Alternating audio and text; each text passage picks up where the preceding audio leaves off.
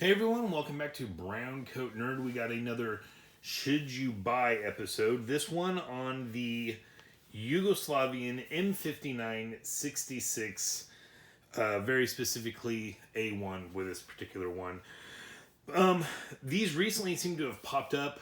Looks like several have been imported once again. And I knew Atlantic Firearm and I think a few other websites had a couple of crates of them. We're offering them up for sale.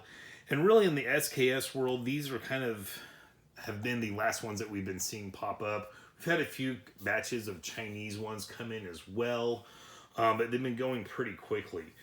So I just kind of want to go over some of the things to look out for, some of the things that are discussed specifically with the Yugo SKS. A lot of people really do not like these for a few different reasons, and why I don't think it's really a big deal. And to me, kind of more of a reason to get one of these, because these definitely are a unique looking SKS. These are the ones with the grenade launcher on the front. I mean, I'd say these and the Albanian ones are definitely the most unique of the SKS models, as they differ the most. Of course, you have things like the East German with the K98 style buttstock. But anyway, so real quick, this particular one I did get from Classic Firearms back in May of 2016. It was rated in very good to excellent condition, and it ran me $470. Now, I will say when I got this one, it appears to have been an unissued shape. At that time, they had got a whole bunch in from Slovenia, and many of those were brand new. A lot of them still had like the, I can't remember if it was like the instruction booklet that came with it, or just a catalog to record how many shots you had fired through it. A lot of them still had the tags on it. This one was in pristine shape other than this little gouge here, which I'm pretty sure came from the charging handle of the SKS that was sitting next to this in the crate on the way over here. But I do have another video on the history of this. Real quick, this has been a pretty good shooter for me. I've had zero malfunctions with it. Once I took a friend of mine out shooting, and he did get a failure to feed, but when he was charging it, he was kind of trying to throw the bolt carrier home, and I'm pretty sure that's what caused malfunction. Once I kind of corrected him on that, there was no other issues with it. It's a pretty accurate rifle. It's not inaccurate.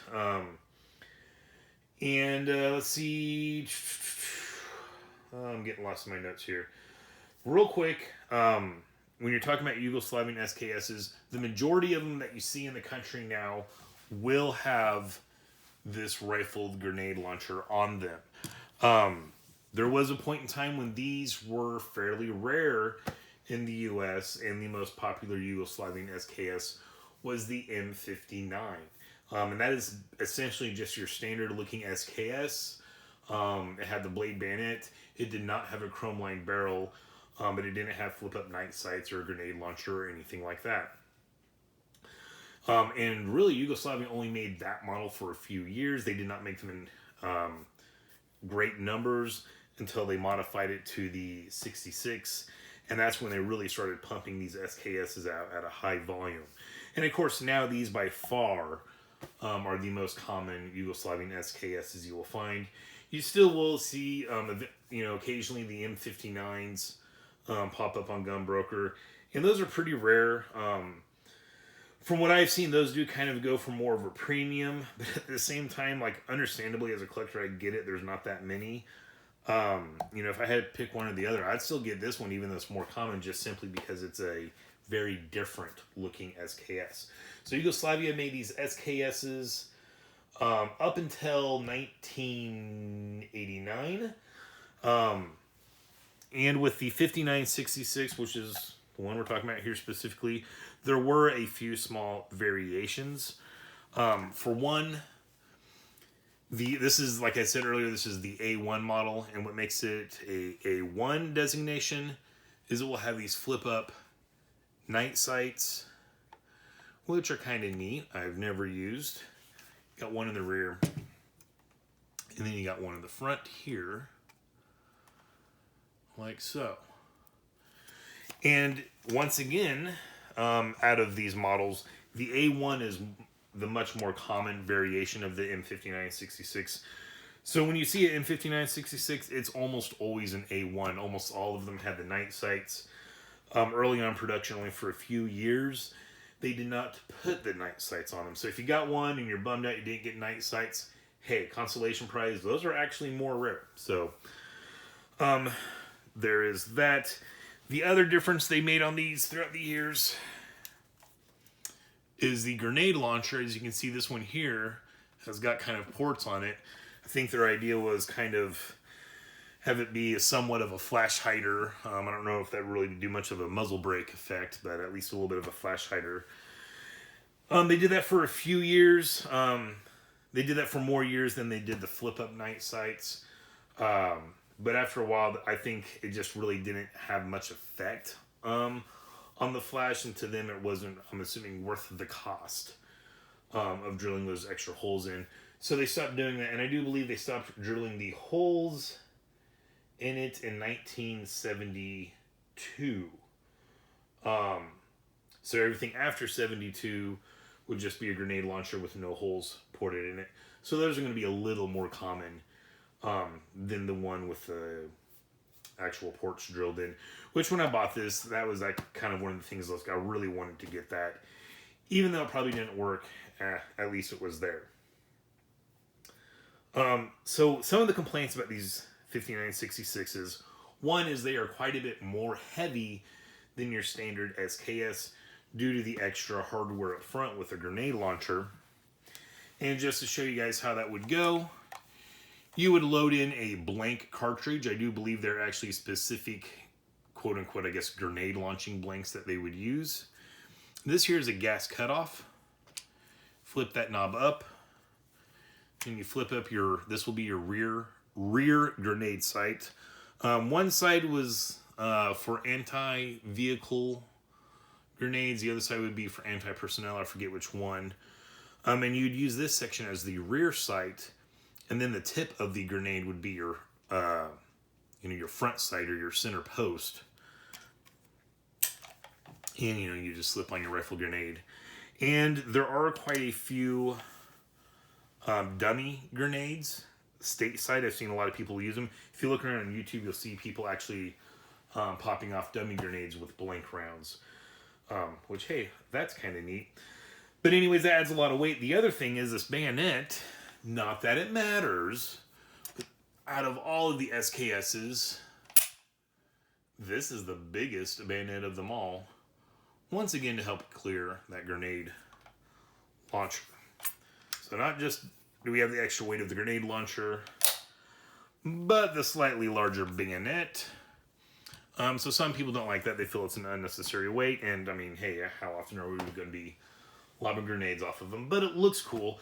And once again, like I said, that's kind of the part of the appeal that drew me specifically to one of these 5966 was all the little doodads up front. Another thing that is a big drawback is these do not have a chrome lined barrel. I've seen some people say that some of them do. Everything that's actually, from an article or a book that I've come across on these, say that none of them were. This particular one, when I first got it, like I said, I'm pretty sure this was an unissued one. Once I cleaned it up and I looked down the barrel, that barrel was a complete and total mirror finish. And sometimes I'll see people say that and they're like, oh no, mine was chrome lined because it's a complete mirror finish. And I mean, you can still get a pretty polished bore, on a barrel without it being chrome lined. So I'm not sure if any were. I would just assume that all of them are not. So when you're shooting corrosive ammo, you don't want to let it just sit around, which for me, even if it was chrome lined, especially shooting corrosive, I'm definitely going to clean it. I mean, I would do that when I'm not shooting corrosive ammo. I typically will clean it later that night or the next day. So once again, the easy workaround if you're really wanting to shoot corrosive ammo, which nowadays corrosive ammo is not even that cheap. So how often are you even going to be shooting corrosive ammo out of it? The workaround on that is just clean the damn thing. Don't let it sit forever before you clean it. And just clean it up. Now, while we're on that page, another issue with this is this gas cutoff valve here. Once again, when shooting corrosive ammo, this does seem to be a weak point in this gun. The main thing is there's a little insert in here that pops out easily once you have the gas tube off. You just want to make sure you pay good close attention to that when you're cleaning the gun. And when you're shooting corrosive ammo, you do always want to make sure to take that little gas cutoff switch in there out and give that a good cleaning. Once again, that will resolve your issue. If you do have one, it starts to go out on you, or if you purchase one and it was in bad shape, replacements are pretty readily available online. I was looking around. They seem to be everywhere. They're not that expensive. And I came across a couple that I'm pretty sure are like new US made ones. And I think they're supposed to be a little bit more durable against corrosion. So, you know, if you wanted to upgrade it or whatever, you do have that option.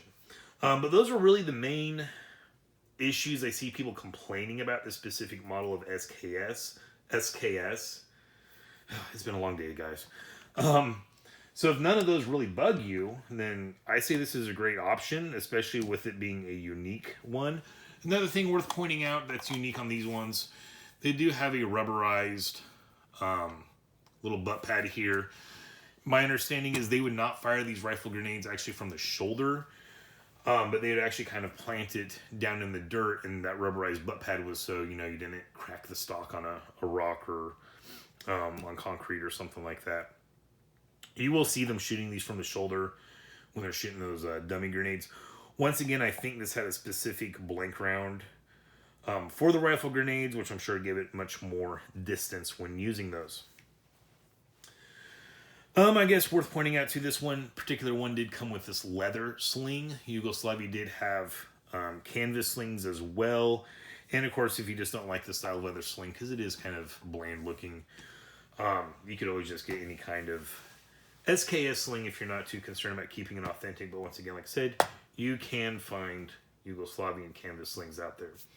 Another thing that some people might be concerned about is this is a Yugoslavian Zastava. Right now, Zastava is kind of a love-hate name in the AK community. And the reason being is they've had several batches imported that have had issues with the heat treatment, it would appear.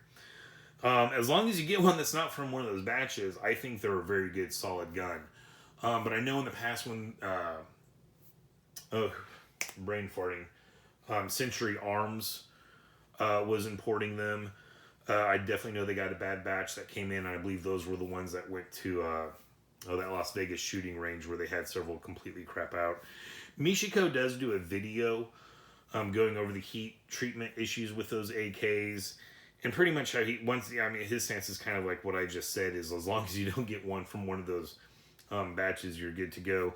But the important part to think about that is a lot of people compare this to an AK. They think it's like an early AK. This really is a different gun altogether.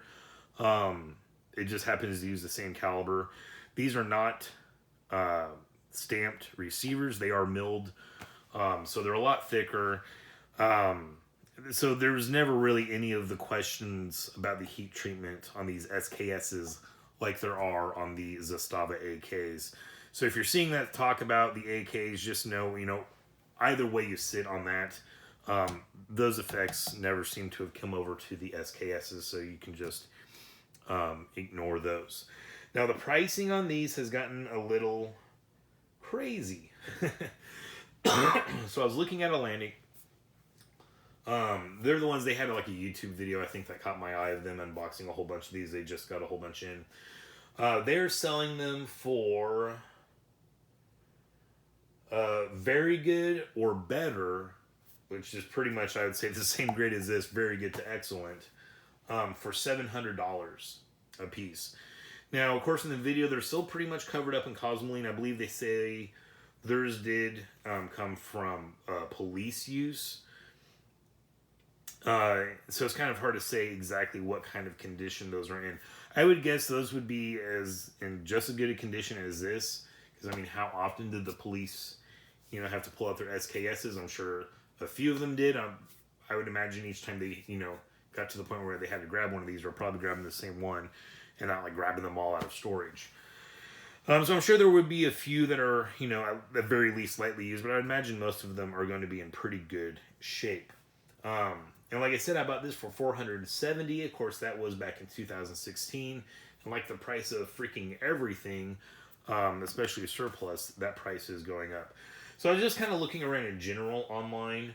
And there's a website called True Gun Value, and they'll kind of list several different online sales for the 5966, and those range everywhere from $600 to $1,000. And I'm not 100% sure. I didn't, bother clicking on each one and seeing the condition. I just wanted to get a rough price range. So $1,000, even for an excellent one, holy cow, that's crazy. I did stumble across a Cabela's that had one of these, also for $1,000. I remember I got mine for $470, and even in 2016, there's people online that were like, "Holy cow! I can't believe people are paying that much for an SKS." And these were like unissued condition, and now they're going for $700. I don't see the price coming down on them anytime soon at all. Now, would I pay that much? I guess it kind of depends on what you're collecting and what you've got in your collection. If you've already got a decent collection and, maybe you're in a position where you don't have an SKS at all and you would really like one, and, you like the bonus odd features of the Yugoslavian ones, this is a good purchase. Would I pay over $800 for one? I don't know. Hopefully I would know for sure it is in excellent shape. If I was really drooling to get an SKS, I don't think I would pay over $850, and a lot of people are going to be like, that's way too much. So $700, like I said, Atlantic has them. There might be some places out there that have them for a little bit cheaper. That's probably a pretty good price on these in the current market. Another thing to point out, some people really like these SKSs and might be kind of worth keeping in the back of your mind, is there's a lot of concern over different gun laws that will be coming out. Will the quote-unquote assault rifles get banned? And some people will point out that SKS is kind of a nice little jog around if you're really concerned about that, because for one, it does not have a detachable magazine. It has a built-in 10-round mag. Now, you can get detachable magazines, and I actually bought a 20 and a 30-round. One of them was a Pro Mag, and the other one was a Tapco. They pretty much worked. A few times the bolt did not lock open on the last round, but that was really the only issue I had with them. But ultimately, I just decided that it was simpler for me at the shooting bench just to keep the internal one on there and just throw in a 10-round stripper clip, because they load pretty quick with those. So I actually ended up going back to the factory original setup here. The other thing is, another scary gun feature is a pistol grip. And while this does kind of have a rifle pistol grip, it doesn't have a pistol grip in the modern dialogue. So that would not count against it as a quote-unquote assault rifle. Now, it does have a bayonet lug, but worst case scenario, that could be milled off. And I'm sure a lot of you in the comments are going to be like, I'm not going to follow those laws, blah, blah, blah. Well, some people have dogs they don't want shot by the ATF. But that is kind of, like, in the back of my head, I always think, I'm like, I will always have to have at least one SKS in my collection. Because that is kind of a security blanket. Helps me sleep a little bit better at night, depending on how crazy things get. At least I will have the old handy dandy SKS. Now, these things are actually pretty nice. In my opinion, they are built a little bit better quality than your AK, a little more refined. But I will say the trigger on this, out of all of my guns, by far is probably the grimiest, crappiest trigger. Now, it's not a heavy trigger. It's actually got a pretty decent weight on it, but it has got horrible, disgusting creep to get to that point. And then it's got a pretty long, once again, grimy, gritty reset as well. Now, of course, I'm sure you could take this trigger pack out, sand a couple of things, and really fix that up. And I do believe there are places out there that you can even send these trigger packs off to get worked on to feel a lot nicer. And like I said, the weight's pretty nice. Actually, my average weight, which I did not have when I did the original video because I didn't have my trigger pull gauge, out of 10 pulls, I got an average of 3 pounds and 12 ounces. So just under 4 pounds. Was actually pretty nice. But like I said, getting to that breaking point, it's not very clear because that trigger is so grimy. It's like, okay, it's going to break. And then it creeps back a little bit more, you know, more grittiness. It's like, okay, non-methyl ball. Now it's going to break. You pull back a little bit more, trigger moves, a little more griminess. You're like, God damn. And then it finally breaks. And a long reset. So not the best trigger, but at the same time, it's a salvageable trigger. You can do stuff with that. Also kind of has this cool little safety here where you just flip it up and down. Let's see. And I do believe I've covered everything I was going to on this particular gun. So yeah, for me, if I'm dying to get an SKS in my collection, if I don't have an SKS at all in my collection, and I like the look of their grenade launcher, I wouldn't pay more than $850. And if I paid $850, even then, I'm going to be like, oh, God, that sucked. But like I said, I really don't see the price coming down on these anytime terribly soon. If I'm really wanting to get an SKS, and I do not like the grenade launcher on these, and I completely hate it, but it's all I can find out there, I would definitely hold off and just keep trying to hunt down a decent, you know, Chinese, or if you're lucky, a Russian one. Because really, at that price, I mean, yeah, the Chinese ones have gone up a whole bunch in value, but they were dirt cheap to begin with. I mean, I don't really think I've seen any of the Chinese ones going for more than $800. There's really no reason this should be going for more than the Chinese ones. I think it's just they're kind of able to sell them at a little bit higher price because they haven't been coming in lately. So when they do come in, a lot of people are like, oh crap, now's my chance to grab an SKS. Now I could see a small markup on them because to me, I think the grenade launcher and all that stuff is pretty cool. But once again, you know, a lot of people aren't going to like that. They like the classic lines. Now, if I just got into surplus collecting, you know, and I see one of these for even $700, like Atlantic is selling, and I'm just wanting to add something to my collection, and you're not really necessarily dead set on an SKS, or you just don't know much about them, you don't really know what you want, I might hold off on that purchase, and just keep an eye out there. You know, you can still get some pretty cool bolt action surplus rifles for a little bit less than that. You know, but at the same time, yes, this is semi-auto, so that is kind of an extra cool factor. And once again, the prices aren't coming down. But if I'm just trying to start out a collection and I just see one of these and, you know, I'm trying to make a decision if I'm going to do a last-minute purchase, I probably would not buy one of these. There are other surplus guns you can add into your collection for that price.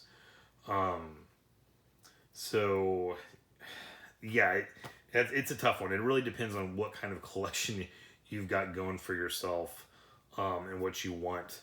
Like I said, to me, I think the grenade launcher and stuff on there is an added bonus. Obviously, I'm also going to be a little bit biased because I do collect Yugoslavian, specifically Zastava firearms, along with all kinds of other weird stuff. Like you can see this NATO Yugoslavian beach towel I got here with, we got Italy over here.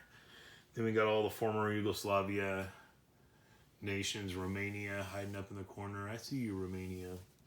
Yeah, just randomly came across this on eBay, and I was like, why the hell not? Finally using it, because I'm not actually using it as a towel. I don't know who used this gross. Anyways, so that's it, guys. This is kind of a tough one, really, for the price. You know, it all depends on what collection you got and where you want to go with it. So if you're dying to get an SKS, you see one for $700-800, unfortunately, I think that's going to be kind of the price you're stuck with, whether you get a Yugoslavian or a Norinco or something. So, all right, guys, I hope this was able to shed a little bit of light on your decision-making on getting a Yugoslavian Zastava M5966 A1 or A0. All right, guys, thanks for watching. Have a good one. Stay safe and stay shiny.